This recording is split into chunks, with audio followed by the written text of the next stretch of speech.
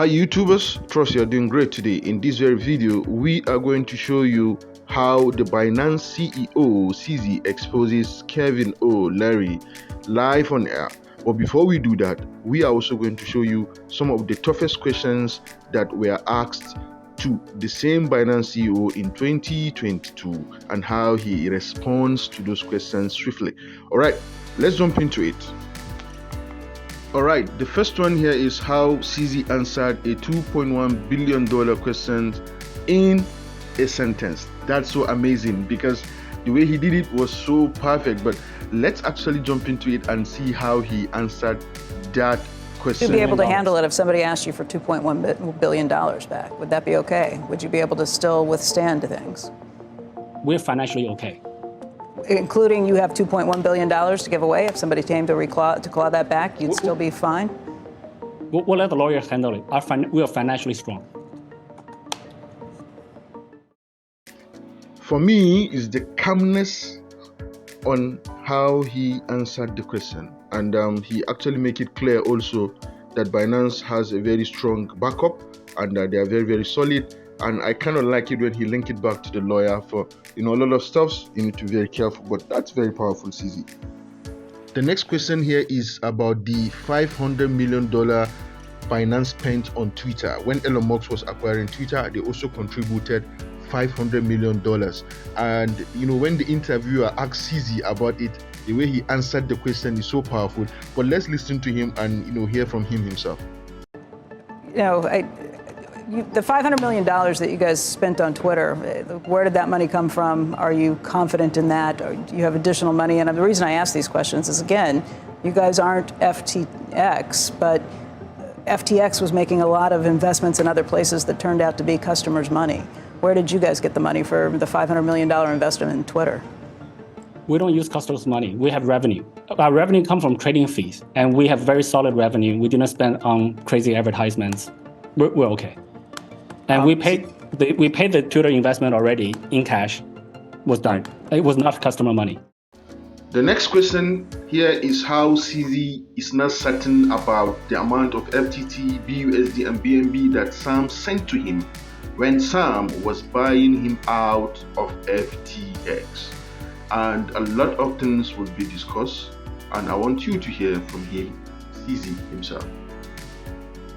In 21, Sam Bankman-Fried said that he bought you out, your stake in the company.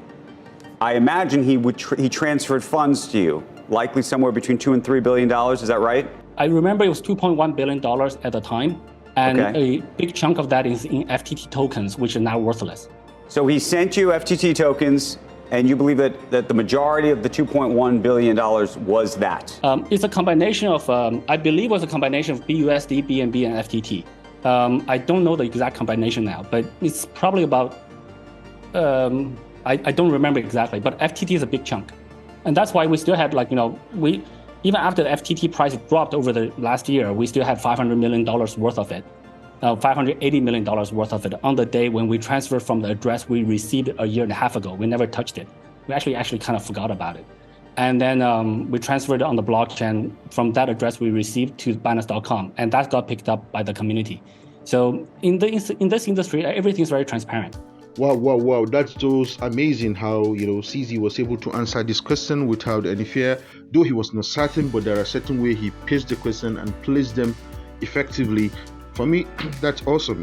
It's not actually easy to answer such kind of questions like that. But a lot of stuff have been discussed on how maybe he's part of the bankruptcy of the FTX and the rest. But the other side, the main thing here we want to tell you is how he said Kevin O'Leary is making nonsense claims.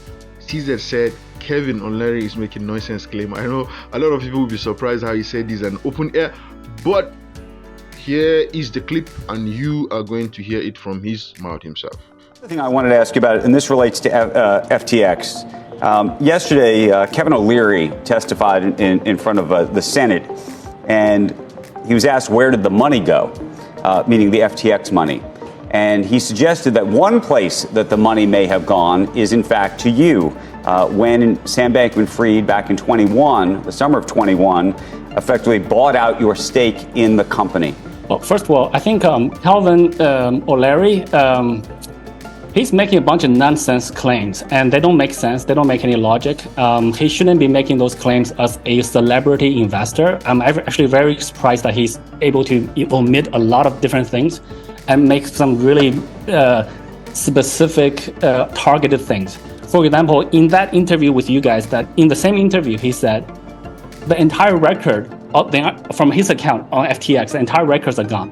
He's not concerned about that. He just picks up the phone and calls SBF. He's not concerned about the fact that the platform records for users are gone. He's not concerned about other users. How many people can pick up the phone and call SBF? And he says he was talking with SBF up until the point that SBF was arrested. Yeah, that's an indicator of a very special relationship. Yeah, I see your point, and I don't think the problems that existed at FTX were simply any back and forth between your two firms. It definitely led to the disclosure that there had been money that was taken, but that disclosure raises lots of questions about firms like yours. Have you done the same? Has there ever been commingled funds? Have you ever taken any of the clients' funds and done anything with them? And again, why should we believe you? Because Sam Bankman-Fried told everybody, no, that hasn't happened. And he tweeted a lot of the same stuff that you've been tweeting in recent days, which I think gets back to this idea of show me the money. Yeah, so let's get back to show me the money part. So Calvin omitted the fact that there's no records. That's not a problem to him. So he just want to talk to Sam and believe whatever Sam says. He doesn't want to look at the records. And if you look, and he wants to omit all the small spendings, $50 million, $200 million. $200 million is small spending. That's very convenient. He says he didn't know that Binance was a shareholder of FTX. So he invested in FTX without looking at the cap table. But he was very specific in the way he counts for a transaction 2 years ago. So that's kind of contradictory. So I think Calvin's a liar. So I think he's lying about a bunch of stuff. So that's his problem. To us, we want to be transparent. We want to set the golden standard for reliability, solidness in this space. So we all run crypto exchanges. And CZ nails everything down very well. And here he's going to also nail it finally on why Binance is actually doing what it's doing. So let's listen to him and hear from what CZ is going to say about Binance and how the crypto exchanges should actually be like. Assets they have on Binance, we will not have an issue in any given day. So 100% of the users withdraw 100% of the assets, we'll be fine. This is very different for traditional financial people to understand because banks run on fractional reserves. And the traditional regulators, many of them may think that it's okay for crypto businesses to be running on fractional reserves. That is not okay. In crypto, there's no central bank printing money to bail out banks when there's a liquidity crunch. So crypto businesses have to hold user assets one-to-one. And that's what we do. It's very simple. So at the tail end, we all heard what CZ has to say also about Kevin OLearys and how, CZ is actually saying that Binance is doing all it could do to ensure that all his customers or all their customers are actually SAFU, in the sense that if there's anything, they will actually back it up. They are trying to, tell us that they have a lot of good reserve that can actually, back anything that will come up when it comes to bankruptcy and the rest. And also, you can actually withdraw everything you want to withdraw from Binance and without shaking their exchange. All right, don't forget to press like, share and subscribe to our YouTube channel. We love you all. You can actually count on us anytime. Make sure you drop your comment on this review. We appreciate you all. We love you all. See you some other time. Stay put, and always remember, let's make crypto and the blockchain technology go viral. We love you all.